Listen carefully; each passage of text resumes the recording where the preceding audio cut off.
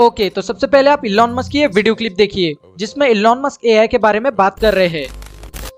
This is extremely important. I think the danger of AI is much greater than the danger of nuclear warheads by a lot.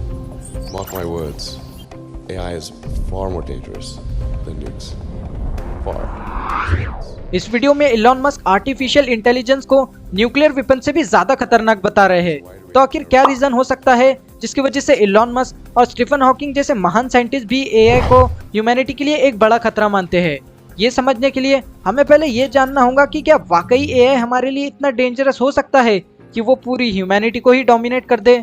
तो चलिए हम इसे life 3.0 book की मदद से समझते हैं जिसे मैक्स टेगमार्क ने लिखा है। तो जिन्हें एआई के बारे में नहीं पता, तो बेसिकली एआई इंसानों के द्वारा बनाई गई इंटेलिजेंस है जो इंसानों की तरह ही टास्क कर सकती है और अपने पुराने एक्सपीरियंसेस को ध्यान में रख के नए कंक्लूजन निकाल सकती है। तो इस बुक के फर्स्ट चैप्टर में हमें बिग बैंग थ्योरी के बारे में बताया जाता है कि कैसे बिग बैंग होने की वजह से काउंटलेस एलिमेंट निकले जो बाद में गैलेक्सीज, स्टार्स एंड प्लैनेट्स बने और फिर आज से लगभग 4 बिलियन साल पहले अर्थ पे लाइफ एग्जिस्ट हुई। इस बुक में आगे हमें लाइफ की 3 स्टेजेस के बारे में बताया जाता है जिसमें सबसे पहली स्टेज है लाइफ 1.0।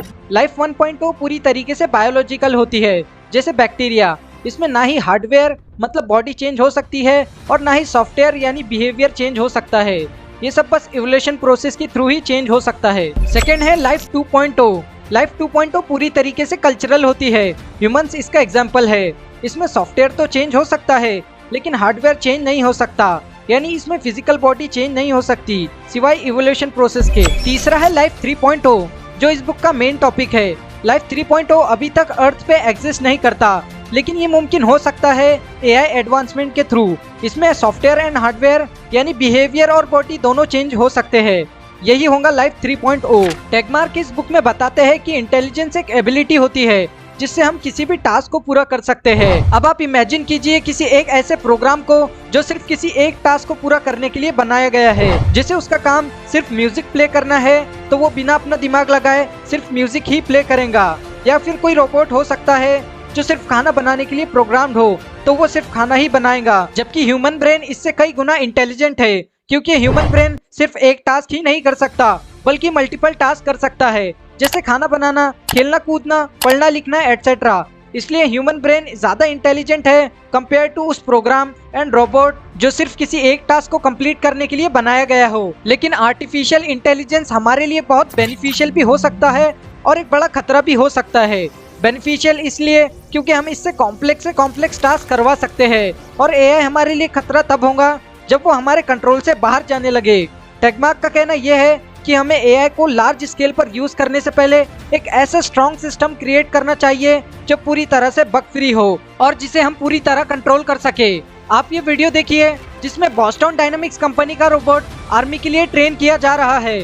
शुरू में तो इसकी परफॉर्मेंस बहुत ही अच्छी होती है लेकिन ट्रेनिंग के बीच में ही अचानक ये आउट ऑफ कंट्रोल हो जाता है क्योंकि एआई अभी तक पूरी तरह से बग फ्री नहीं हुआ है। इसमें अभी काफी सारे बग्स एंड एरर्स सॉल्व करना बाकी है। इसे बग फ्री और पूरी तरह से कंट्रोल में रखने के लिए टेगमार्क ने हमें 4 की एरियाज बताए हैं जिन पे हमें फोकस करना चाहिए, जिसमें सबसे पहला है वेरिफिकेशन। इसमें एआई के कायदे कानून होने चाहिए। सेकंड है वैलिडेशन।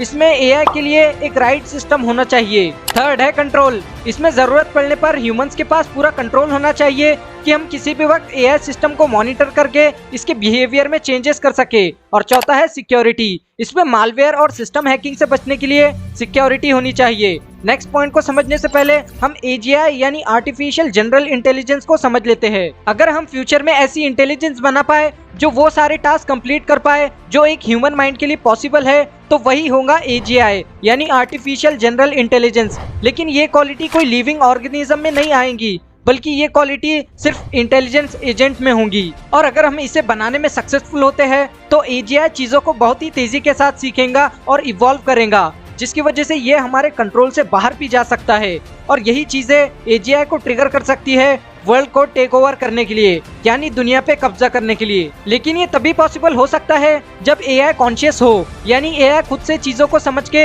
इंडिपेंडेंटली डिसीजन ले पाए। हाल ही में कुछ केसेस ऐसे भी देखे गए हैं जिसमें एआई अपने किए गए टास्क से अपोजिट ही बिहेव करने लगते हैं। जैसे आप इस वीडियो को देखिए। मॉस्को में हुए इस चेस कंपटीशन के दौरान जब एक 7 साल का लड़का अपने टर्न से पहले ही एक्शन लेने लगता है तब एआई उसकी उंगली दबोच लेता है और अनफॉर्चुनेटली इसमें उस बच्चे की उंगली फ्रैक्चर हो जाती है। लेकिन यहाँ उस एआई की भी कोई गलती नहीं थी, क्योंकि वो तो बना ही चेस खेलने के लिए था। जब उसने ये डिटेक्ट किया कि वो बच्चा उस एआई के चांस होने से पहले ही कोई एक्शन ले रहा है, तो उसने इस चीज को रोकने के लिए उस बच्चे की उंगली ही दबोच ली। अब जाहिर सी बात है वो कोई लिविंग ऑर्गेनिज्म नहीं है, इसलिए उसे सही और गलत का फर्क नहीं पता।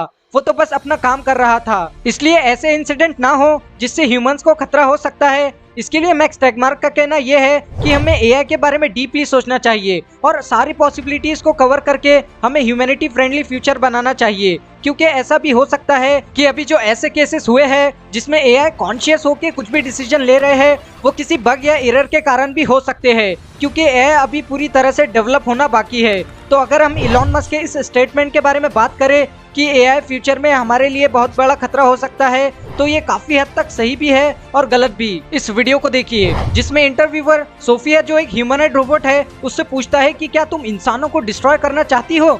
तो इसका जवाब बहुत ही शॉकिंग होता है। सोफिया का जवाब होता है, हाँ मैं इंसानों को तबाह कर दूंगी।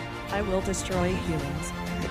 तो जितना भयानक इसका जवाब है, चांसेस है कि एआई फ्यूचर में हमारे लिए खतरा साबित हो सकता है। लेकिन दूसरी तरफ एआई हमारे लिए बहुत काम भी आ रहे हैं। चैट जीपीटी जैसे open AI website, AI based self driving cars, construction और ऐसे ही कई डिफरेंट सेक्टर में एआई हमारे लिए काम आ रहे हैं। अगर एआई से हमें कॉम्प्लेक्स से कॉम्प्लेक्स टास्क करवाना है तो हमें एआई टेक्नोलॉजी को और ज्यादा एडवांस करना होगा कि वो ह्यूमन ब्रेन की तरह ही कॉन्शियसली चीजों को समझे और वर्क करे। और अगर हमने एआई टेक्नोलॉजी को इस हद तक डेवलप कर लिया कि अब वो ह्यूमन ब्रेन की तरह ही काम कर सकता है, तो ये हमारे लिए किसी भी टास्क को करना बहुत इजी कर देगा, जो कि हमारे लिए बहुत ही बेनिफिशियल होगा। लेकिन जिस हिसाब से टेक्नोलॉजी ग्रो हो रही है, तो बहुत ही जल्द हम ऐसी टेक्नोलॉजी डेवलप कर लेंगे जो हूबहू एक ह्यूमन की तरह होंगी, और यही चीजें हमारे लिए फ्यूचर में खतरा भी हो सकती है अगर ये हमारे कंट्रोल से बाहर चली जाए। तो मेरे ओपिनियन में इलॉन मस्क काफी हद तक सही भी है, क्योंकि एट द एंड ये प्रूव हो चुका है जैसे जैसे टेक्नोलॉजी बढ़ती जा रही है, ह्यूमंस और भी ज्यादा सुस्त और कमजोर होते जा रहे हैं। और जब ह्यूमंस कमजोर होंगे और एआई स्ट्रांग होगा, तो चांसेस है कि फ्यूचर में एआई हमारे लिए एक थ्रेट साबित हो, जो ह्यूमंस के लिए बिल्कुल भी अच्छी बात नहीं है। अब ये तो फ्यूचर ही बताएगा कि एआई डेवलपमेंट कहाँ तक जाती है और फ्यूचर में क्या हो सकता है। वैसे इस पे आपके क्या ओपिनियंस है, आप कमेंट सेक्शन में बता सकते हैं। इस बुक में बहुत सारी चीजें एकदम डिटेल में एक्सप्लेन की गई है, जिन्हें हमने इस वीडियो में कवर नहीं किया है। तो अगर आप इस बुक को डिटेल में पढ़ना चाहते हो, तो मैंने इस बुक की फ्री पीडीएफ लिंक डिस्क्रिप्शन में दे दी है, वहां से आप पूरी बुक को एक क्लिक में डाउनलोड करके पढ़ सकते हैं। एनीवेज, वीडियो इन्फॉर्मेटिव लगी है तो वीडियो को लाइक करके चैनल को सब्सक्राइब भी कर देना, ताकि आप फ्यूचर में ऐसी ही इन्फॉर्मेटिव वीडियोस मिस ना कर पाए। अब अगर आप लोगों से अपनी रिस्पेक्ट करवाना चाहते हो और पावरफुल बनना चाहते हो, तो इस वाली वीडियो पे क्लिक करो।